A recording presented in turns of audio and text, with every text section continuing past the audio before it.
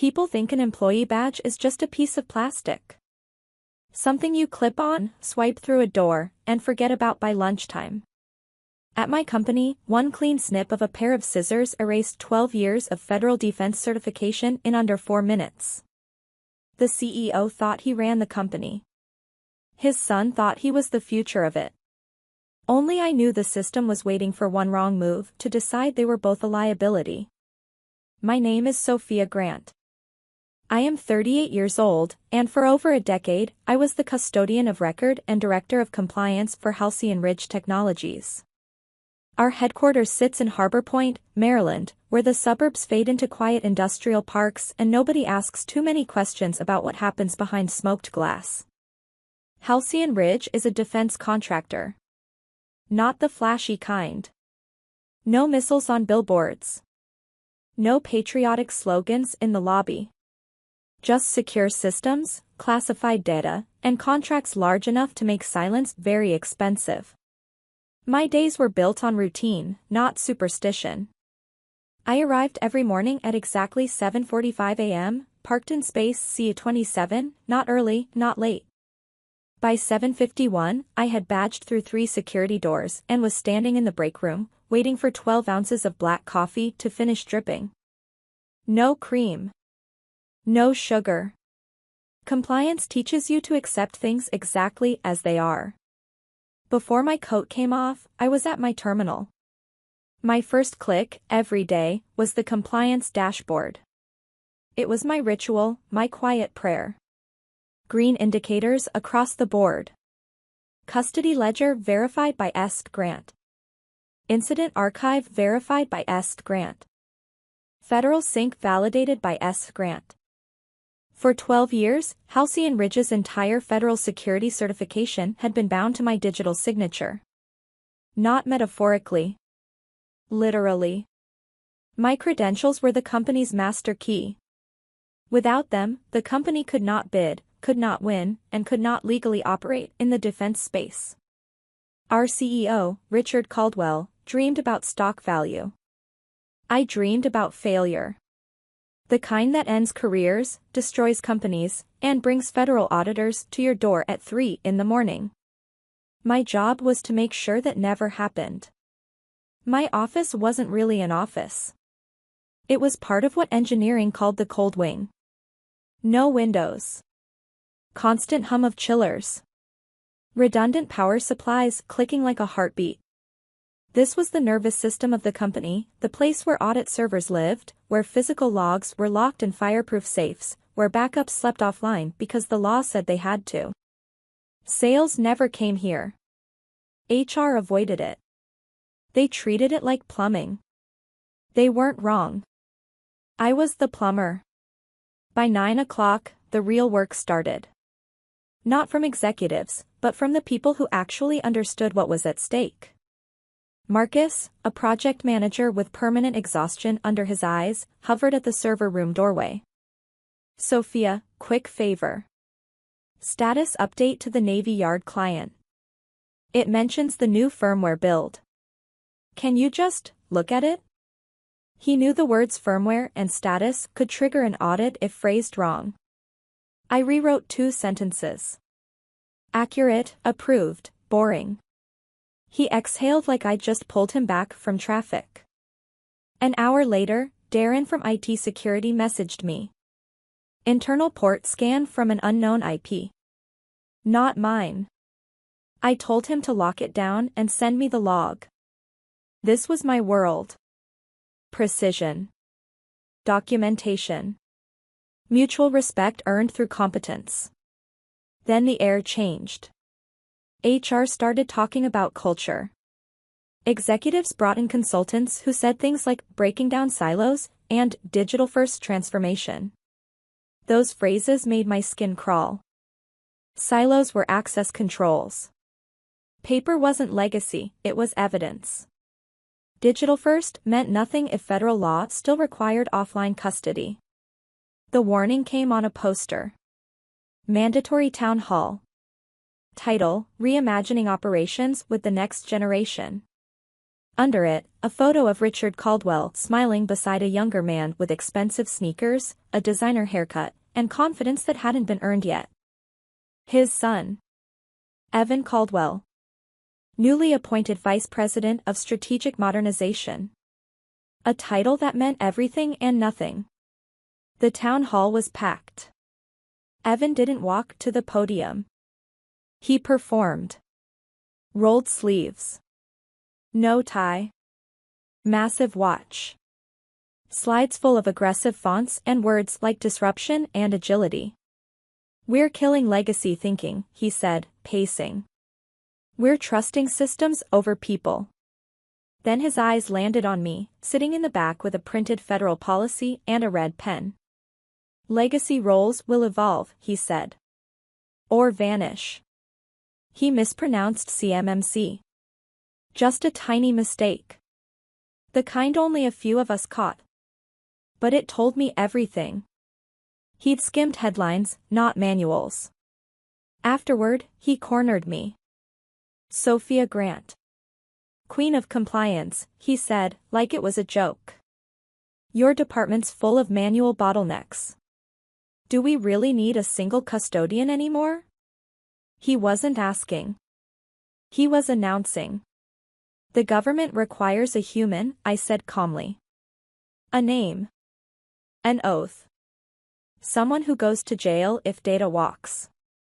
Software can't do that." His smile thinned. He walked away annoyed. That night, I checked provisioning logs. A new account had been created that morning. E. Caldwell. View only access to the staging environment. No training. No certification. Unauthorized. At 1:30 a.m., my phone buzzed. A private script I'd written years ago flagged repeated authentication failures against the live vendor risk portal. At 1:54, the attempt stopped. A temporary executive admin credential succeeded. The IP traced back to Evan's office subnet. He wasn't browsing. He was testing locks. I documented everything. Screenshots. Raw logs. Encrypted drive. Evidence before emotion. 2 days later, the summit. Glass-walled conference room. Evan paced. Talked about speed. Proposed cutting log retention from 12 months to 60 days. I cited federal law. He dismissed it. Called me friction. Then he walked toward me, grabbed my lanyard, and yanked. The breakaway clasp snapped. Gasps filled the room. He held up my badge like a trophy. "This," he said, grabbing scissors from the supply caddy, "is the problem." Snip. The badge hit the table. I stood. Calm. "You just notified the system," I said. The custodian was removed outside procedure. Then I walked out. By the time I reached my car, my phone was vibrating non-stop. Dashboard lights turned colors no one had ever seen. Darren messaged, "Sophia, what does custodian unassigned mean?" I opened my terminal. Read-only access. White text on black. Named custodian revoked. Federated link severed. System lockout initiated. The system didn't understand scissors. It understood one thing. The chain of custody had been broken. And it was about to tell the federal government. By the time I reached the parking garage, my phone wasn't vibrating anymore. It was screaming.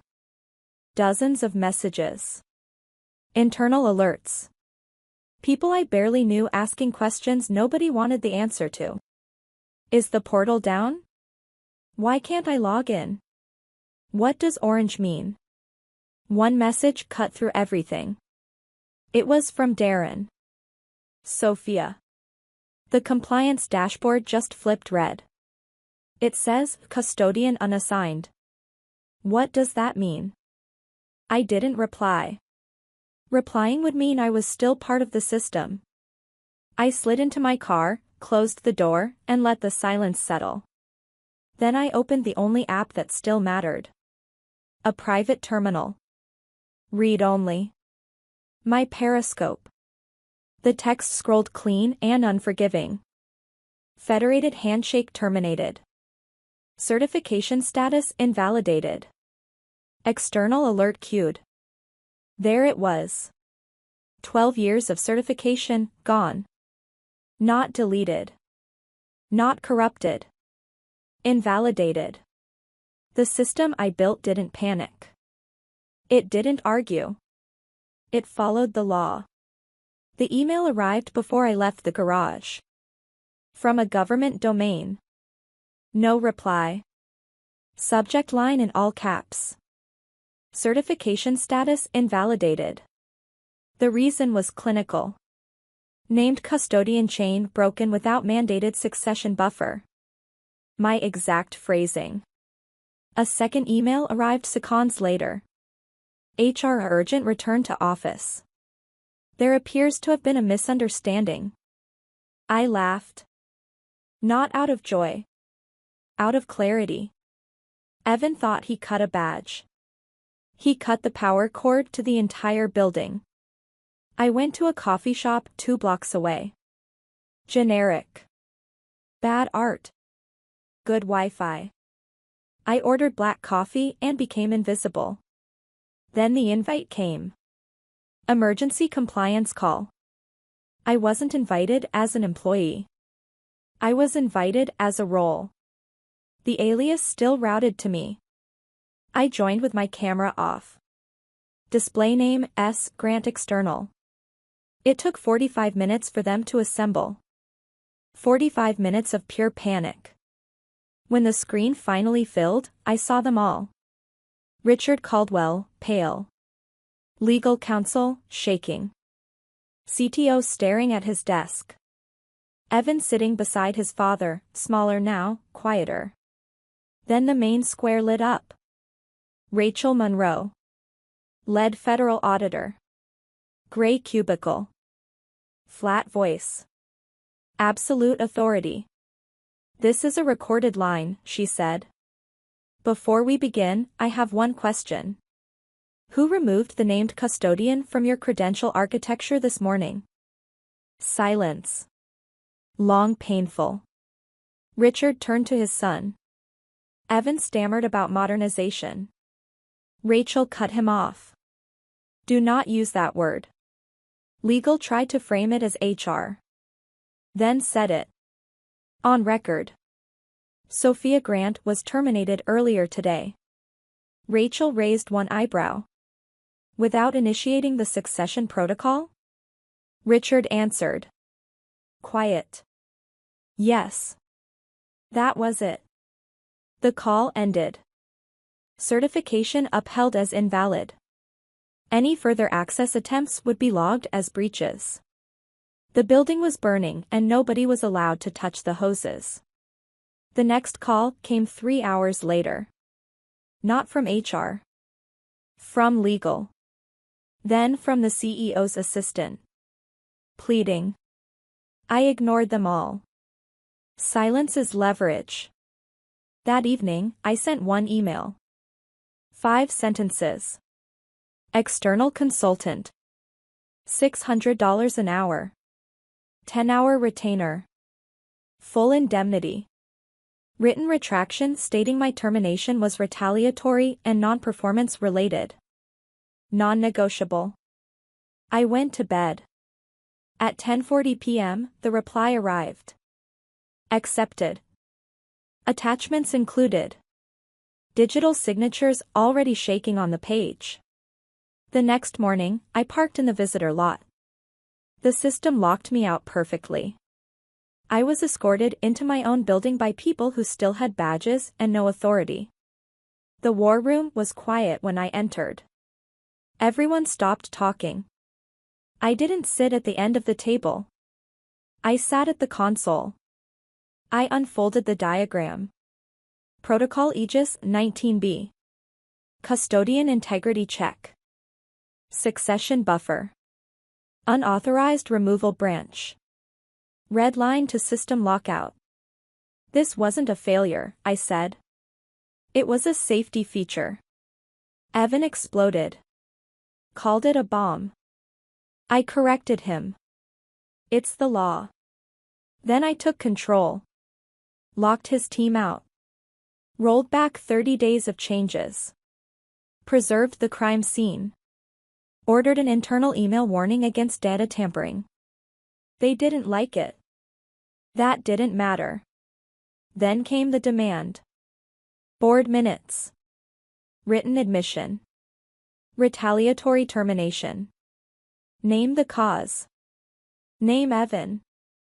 Richard refused. Called it blackmail. Before anyone could argue, the screen lit up again. Investor. Department of Defense observer. Both unimpressed. Choose reality, the investor said. Or we pull funding. The board voted. One by one. The admission was signed. Evan stared at the table like it had betrayed him. The federal deposition followed. Windowless room. Cold table. Rachel Monroe again.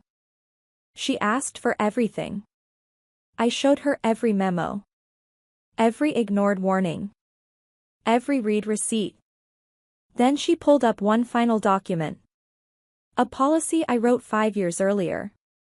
Succession buffer. Approved. Signed by Richard. Buried. In that moment, it became clear. I hadn't built a trap. I'd built an escape hatch. They locked it. Lost the key. Lit the fire. Rachel looked at me. Any remediation plan requires your written approval. She looked at them. Without it, we recommend permanent termination. The final board meeting was quiet. 2 options. Surrender or war. Richard asked me what I could save. Not your reputation, I said. But the people who did their jobs. And maybe the company, smaller, humbler, compliant. Evan screamed about betrayal. I pointed at the logs. That's not betrayal. That's data. Richard signed. Then Evan. Resignations effective immediately. The dynasty ended with a digital signature. As I left the building for the last time, Richard offered me my job back. Full-time. Power. Respect. I placed the visitor badge on the counter. I don't belong to a system that only listens after it burns, I said. I walked out without badging. Outside, the air was clean. My phone buzzed. A competitor. We heard what happened. We're interested in how you built a system that punishes arrogance that fast. I smiled. The system didn't punish arrogance. It punished violations. Arrogance just made them faster. If you've ever been told you're just a bottleneck. If you've ever been ignored for doing your job too well. Remember this. Systems don't care who shouts the loudest. They care who follows the rules. If this story hit you, drop a comment and tell me where you're listening from.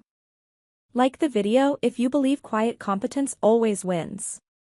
And subscribe to the channel for more true-style corporate revenge stories where the system always gets the final word.